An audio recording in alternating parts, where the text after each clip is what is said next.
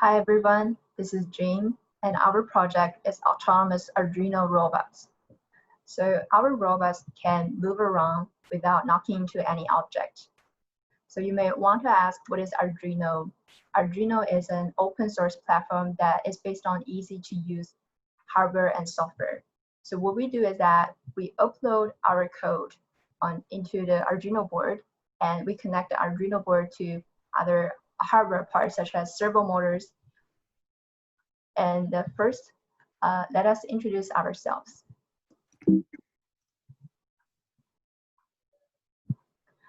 My name is Jing, and I'm currently studying business at Baruch College. I chose this project because I thought it would be really cool to build an autonomous robot, and I was really interested in autonomous vehicles, etc. Hi, my name is Khushi. I'm a sophomore at Rutgers University majoring in electrical engineering. And I chose this project just because I really wanted to see firsthand how hardware and software work together, especially to create complex machines like autonomous robots. Hi, my name is Abigail. I'm a senior at York High School in California, and I chose this project because I've always wanted to learn how to program autonomously. Today's agenda, first I'll talk about what we did in week 1, which is getting familiar with materials. And then Khushi will talk about what we did in week 2, which is moving robot in a square. And lastly, Abigail will talk about what we did in week 3, which is using IR sensors to prevent robots from knocking into objects. For the week 1, getting familiar with materials, it can divide it into 2 parts, software and hardware. For the software part, it's about the Arduino programming language. In order to upload our code into the Arduino board, we need to use Arduino IDE. It represents integrated development environment. And Arduino programming language is very similar to C programming language. So our approach is we took a Coursera course about Arduino, and we get the general ideas how the Arduino works and what is the basic rule of Arduino programming, and we start code. And then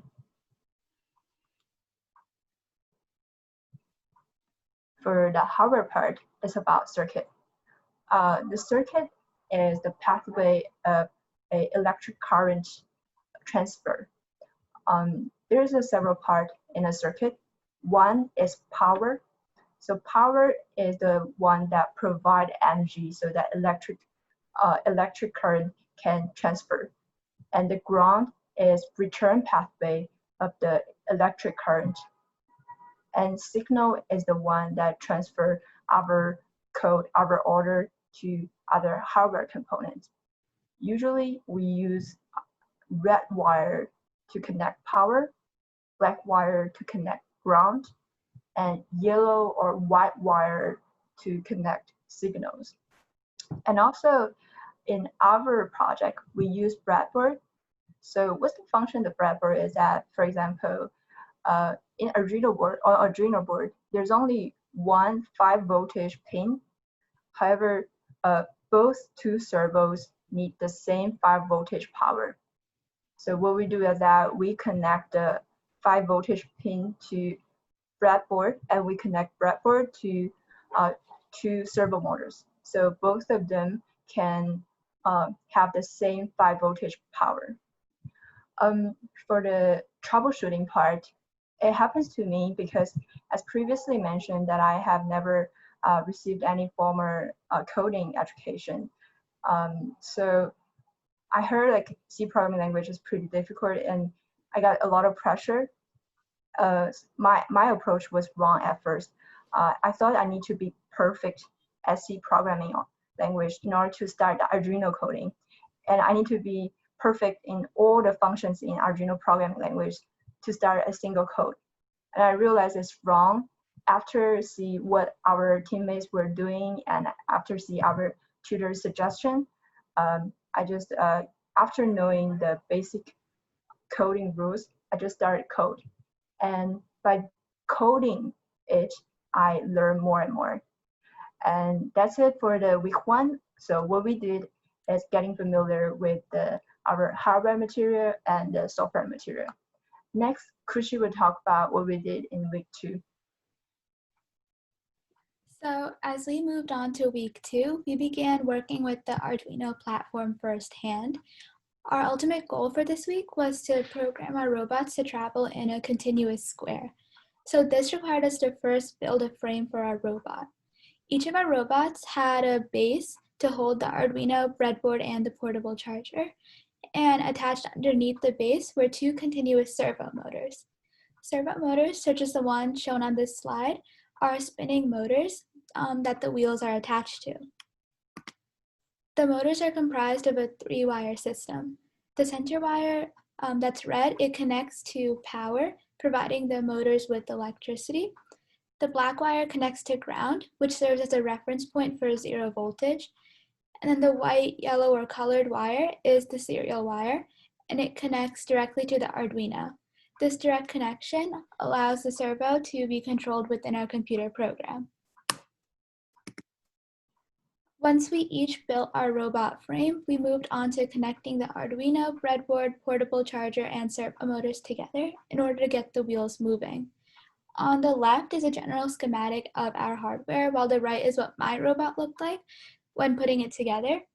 What happens is a USB cable connects the Arduino to an external power supply, like a computer or a portable charger, and then the Arduino is connected to a breadboard through its voltage and ground pins, providing the breadboard with power.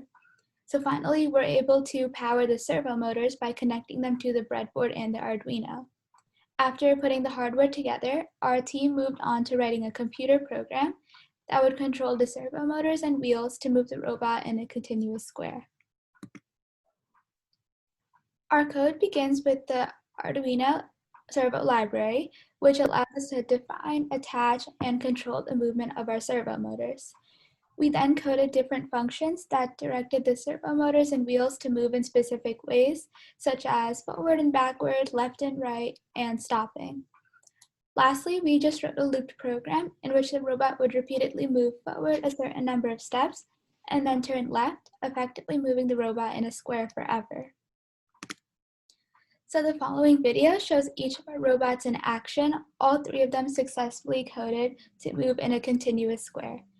Throughout the week, our team ran into a number of obstacles like balancing the robot, faulty servos, and the inability to upload code to the Arduino, but we held daily troubleshooting sessions to help each other develop effective solutions to these problems. That leads us on to week 3. The goal of week 3 was to install 2 infrared proximity sensors onto our robot so that it became fully autonomous. The word autonomous in the context of robots means that the robot controls itself. So rather than a human telling it to go left or right, the robot decides if it wants to go left or right by itself. You may be wondering what an infrared proximity sensor is. I will refer to it as an IR sensor from now on.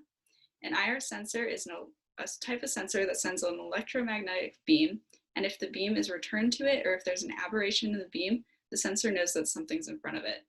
To the left, you can see our sharp IR sensor, which is what we used on our robot.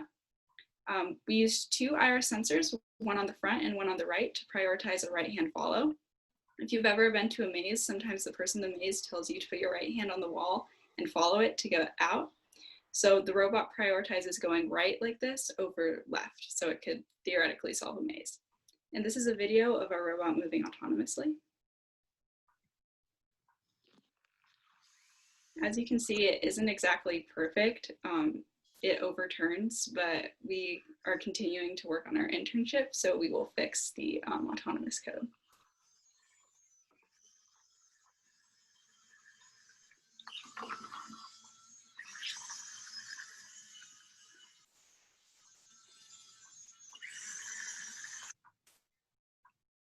And that leads us to the software. This is a sample of Khushi's code for the IR sensor.